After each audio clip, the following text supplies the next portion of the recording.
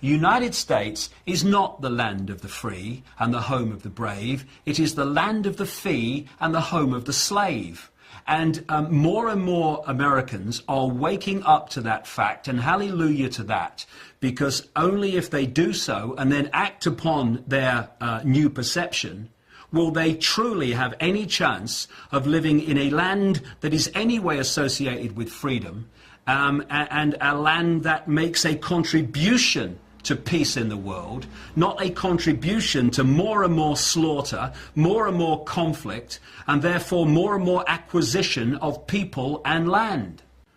The world is headed towards a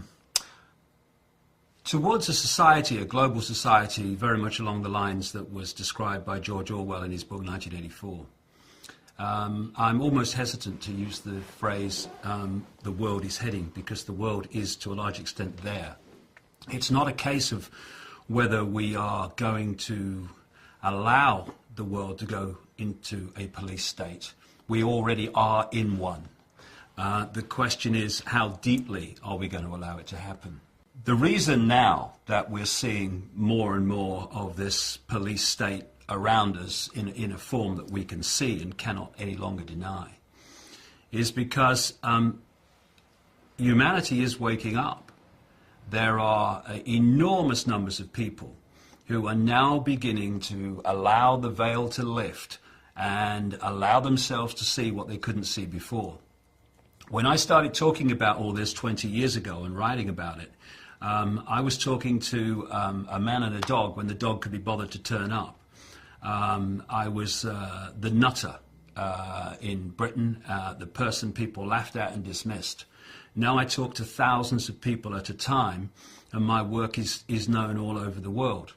I have been a barometer for a dramatic awakening of vast numbers of people, and it's an exponential curve. We are now at the point where those institutions and these institutions of control and surveillance and all the rest of it are now being put in place. So this hidden dictatorship all this time is now coming to the surface where it can be seen.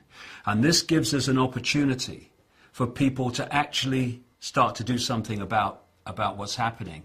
Because instead of being some far off sometime over the rainbow, it might come sometime, it's now in our face. The police state is staring us in the eye, and it's getting more and more imposed upon us and more imposed on society every day.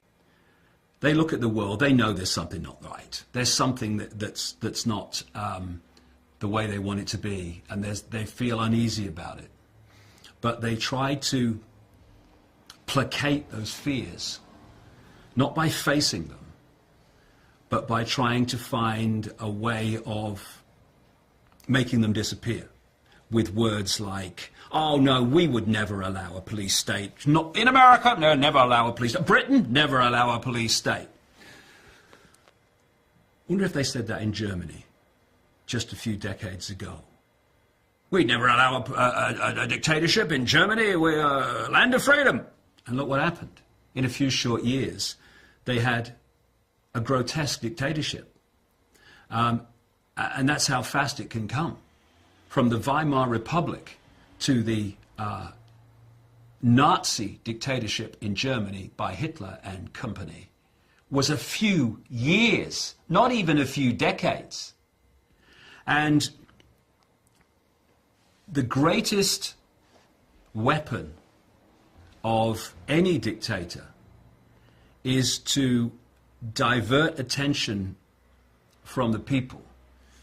So they're looking the other way and allowing the dictatorship to be built and imposed and all the infrastructure put in place. So by the time they absolutely have to face reality, it's all there. It's all done. I'm sick of this, and I'll tell you why I'm sick of it. Because while these pathetic, naive people, despite all the evidence before them, are looking the other way, oh no, it's just paranoia. While they're doing that, They are allowing these people to impose their will on my children and my life, and I'm not having it.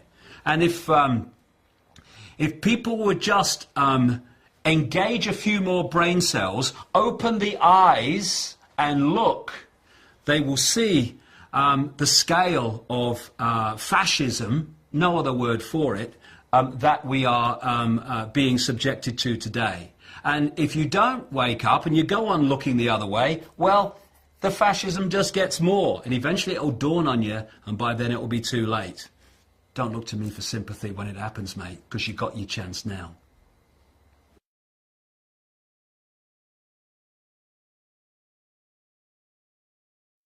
Good Lord.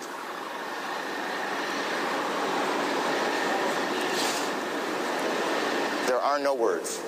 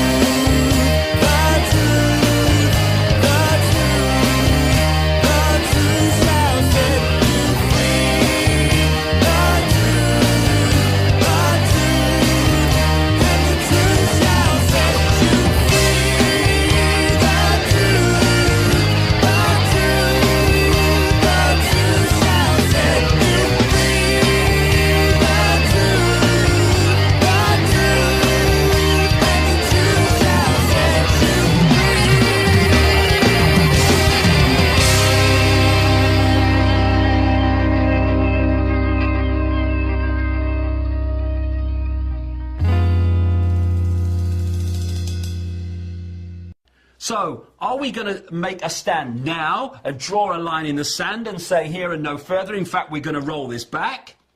Or are we going to wait until it's got really, really extreme, by which time there'll be so much infrastructure in place that drawing a line in the sand will be a serious challenge?